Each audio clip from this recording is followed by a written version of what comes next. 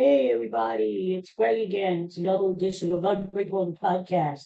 It is Friday, TGIF, August the 25th. Not to talk about today, not to talk about today. First of all, there it is, our friend, our buddy, the tongue man himself. God, we love you and we miss you. There it is. Good. So, how about that Democrat convention, huh? I tell you what, it was a fun convention, full of joy and happiness and laughs and music and surprises, great speeches. It was really a lot of fun. And how about that Kamala Harris? What a speech last night, right? Powerful, just enthusiastic, I wish I could go to them. I wish I could. Ah, I can't wait. Because people are going to be running to the poll, running to the poll, no, asking the people to get its place. I don't know, just running to the. Hopefully, the excitement and the enthusiasm continues for another 2 months or so. Right? So, no surprise guest last night. I really thought Taylor Swift was going to show up, endorse Kamala. Nah, you know what? Maybe she's waiting. Because look at it this way: Kamala's going to get a bump in the polls from the convention. She should get a bump in the polls from the first debate. So maybe Taylor Swift was waiting to give her that last final bump. Maybe early October-ish, early October. Maybe. I don't know. She's got something in the plan, but let's see. Let's see what happens. So the thing I didn't like this, was the Republicans, especially Dan Coulter, which, I don't know, which. I used the which, not the who. So slamming this Gus Walls, the kid of Tim Walz, the vice president nominee, and Gus Walls has a learning disability. He's got a disability there, neurological disability. He's on this autistic spectrum, and you don't make fun of the kid. He was tearful and saying when his dad was up there on the stage saying, "That's my dad, that's my dad." I would be crying too. If my father was up there accepting a nomination for vice president of the United States, don't you think I would shed a tear or two? I would be. So, for these lowlifes, and that's what they are, lowlifes, or as Donald Trump himself said, basement dwellers, for them to take shots at this kid is ridiculous. They're total losers. Total losers. I mean, where is the off limits anymore? Back in the day, well, nobody would ever think about taking a shot at a kid, let alone a kid with a disability. But, it's very coincidental, isn't it, that since Donald Trump came on the scene, anything is off limits. Anything. So this Donald Trump is evil. And, he wants, I saw some Republicans say they want to go back. They want to go back to the Trump administration. They think the economy was better, blah, blah, blah, blah, blah. I don't want to go back. I don't want to go back. I don't want to go back. Those days were dark. Remember the pandemic days when we all had to stay inside for like a year or so? The sporting events. There were no sporting, like the concerts. There were cardboard people in the stand for baseball games and football games. Don't you remember that? It was a stupid, dark, depressing time. And to me, Trump just bungled the whole pandemic. He just bungled it. So I don't want to go back to that. those dark, dreary days. I want to go forward with hope and joy and brightness. We're out of the pandemic now. We're able to go to stuff. And I mean, you got to watch because the virus is still around. In fact, I heard that a new vaccine is coming out any day. So I'm going to get it because I've been protected so far. I haven't gotten COVID and I don't want to get COVID. So, but what I'm saying is that I don't want to go back to those dark days. I want to go ahead and forward. That's what I want. So for anybody picking on this kid because he was emotional because his dad was up on stage, they're losers and they could go straight to hell. That's what I say. Oh, speaking about going straight to hell, how about those Phillies, huh? That was a good segue, wasn't it? Yeah, those Phillies stink. They disappointed me. Well, you know what? They took 1 out of 3 in Atlanta. Not great. At least they didn't get swept. They're still 6 games ahead of the Braves. And here's the thing: they play the Braves 4 times next weekend. So Bryce Harper disappointed me. He has come up so small, so small. You would think after that punk Arsenio Hall, or whatever the hell his name is on the Braves, stared him down the other night when he hit a home run. You would think that would have motivated Harper to have a really great game last night. Maybe hit a home run, maybe hit a double, just do something anyway, right? Listen to that. Probably to take me away. Anyway, yeah, you would have thought, right? No, he came up lame. The team struck out 14 friggin' times. 14 times. Well, number one, this manager needs to come out of a coma first. He needs to show a little passion. He needs to show a little life and a little energy. And maybe he needs to kick a little ass. If Larry Bowa was in the dugout, he'd be throwing things, he'd be kicking ass. Oh, you can't do that. You can't do that with these modern players. No, they're not going to respond. Well, what they're doing right now isn't good. Phillies are in first place, but they're in a tailspin. How do you get them out of this tailspin? Maybe the manager does need to go in and knock over a table. Stop with the country club atmosphere in the clubhouse. Turn the freaking music off. Dancing on My Own. That song sucks anymore. Don't use it. It sucks. So, get rid of the pizza. Stop with that. And start focusing on playing ball. The Phillies just seemed unmotivated last night for a big game. And the manager decides to sit their best player, the most consistent hitter, Alec Bohm, in a really big game, in the rubber game in the series against their division rival, the Braves. Why he decided to sit Alec Bohm yesterday, who knows? Lord knows why. But this manager is obsessed. It's almost bordering on an obsession or some psychological thing. He's obsessed with giving these guys rest. As Tim Walsh says, I'll rest when I'm dead. But what is it with this rest thing? Couldn't he rest Alec Bohm today against Kansas City?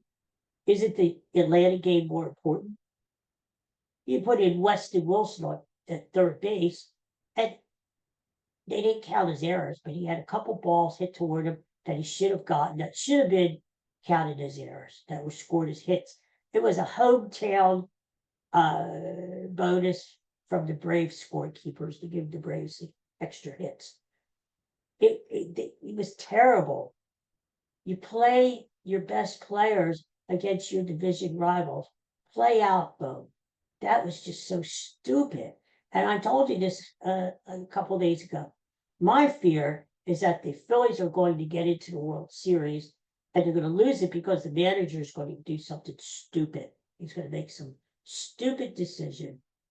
Now, I don't know if this is the manager doing it or whether the front office is telling him to rest these guys because their analytics say these guys need a rest. I don't know. But whoever is doing it needs to cut it the hell out because it's just stupid. 14 strikeouts. The batting coach, Kevin Long, needs to be fired. He should have been fired a couple weeks ago. They have a totally stupid approach at the plate. They're all uppercutting, swinging hard for home runs. That is the analytical way, and that is the way the Phillies are teaching their young kids down on the farm. Analytics suck.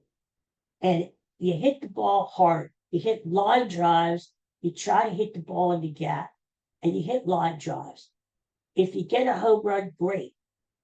Every home run hitter you talk to says, when I'm not trying to hit a home run, that's when I hit a home run. The Phillies hitters are screwed up. They're confused at the plate. Analytics say, oh, it's no big deal to strike out. But it is. It is a big deal to strike out. Something has to change with these folks. Yes, they're still going to win the division. I don't think the Braves have the horses to catch them. Neither do the Mets. But I am concerned that Phillies once again in the playoffs because they're going to be facing good pitching, and their offense is inconsistent. It stinks. What if the offense shuts down during the postseason, like it did last year, coming out of Arizona? I had high hopes for the Phillies this year, not only to get to the World Series, but to win the World Series. And they still might, but they really have to pick it up. I like teams who are hot going into the playoffs. Right now, you'd have to say a hot team, as much as I hate to say, is Houston. Oh, there's cheating stinging Astros. I'm seeing them this week, Wednesday night, against the Phillies. But a team that's playing well, that's who you want to ride into. The Phillies just aren't playing well. That's the bottom line. Defensively, they're not focused. Offensively, they suck. Pitching is wearing down. The bullpen stinks.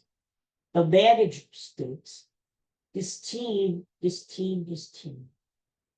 Thank God the Eagles are starting 2 weeks from today in Brazil against Green Bay. Otherwise, these Phillies would drive me up the wall, literally. So they need to get it together. They're playing in Kansas City this weekend. Now, Kansas City has a pretty good team. They're probably going to make the playoffs. So Kansas City's no chopped liver.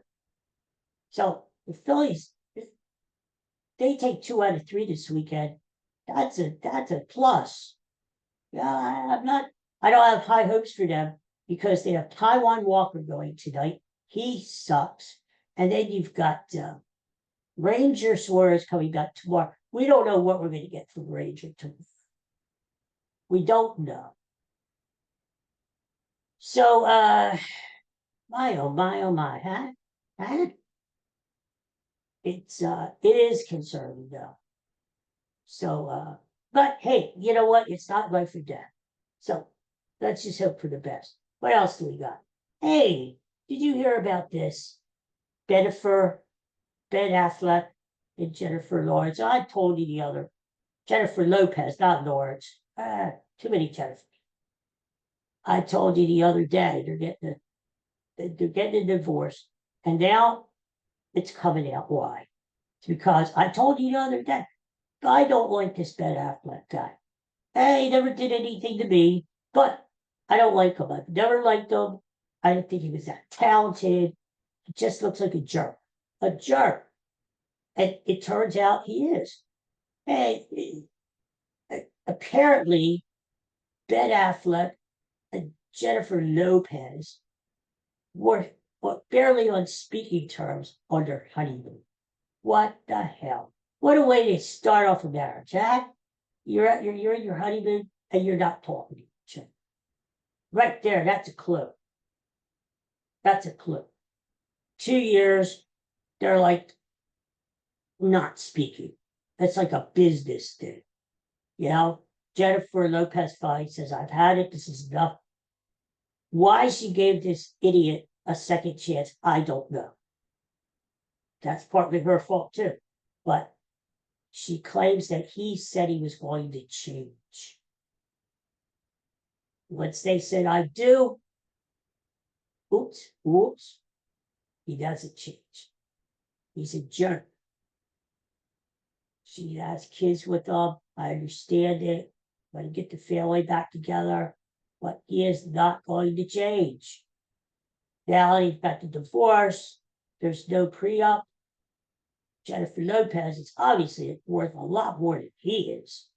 She's got a lot more talent than he is. So now they're sort of dickering about who gets what gets what. Yeah, that's a big mess. It's a big mess. You know what I'm concerned about? I don't want him crawling back to my girl, Jennifer Gardner. Jennifer Gardner seems like a sweet, down to earth girl next door. Nice girl, nice girl. He's going to crawl back to her. She better not let him in.